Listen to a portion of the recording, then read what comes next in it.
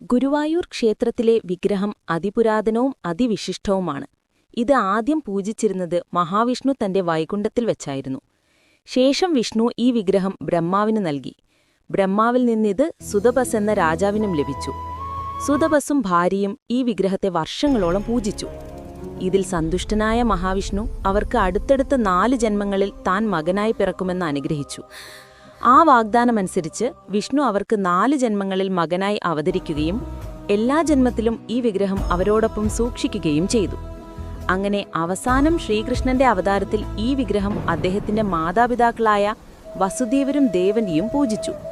പിന്നീടിത് ശ്രീകൃഷ്ണന്റെ കൈവശമായി. അദ്ദേഹം ദ്വാരകയിൽ വെച്ച് ഇതിനെ പൂജിച്ചു പോന്നു. ദ്വാരകയുഗത്തിന്റെ അവസാനം ശ്രീകൃഷ്ണൻ വൈകുണ്ഠത്തിലേക്ക് മടങ്ങാൻ തീരുമാനിച്ചു. കൃഷ്ണൻ വൈകുണ്ഠത്തിലേക്ക് മടങ്ങിയ ഉടൻ തന്നെ ദ്വാരകയിൽ വലിയൊരു പ്രളയമുണ്ടായി. ഈ പ്രളയത്തിൽപ്പെട്ട് ദ്വാരക കടൽ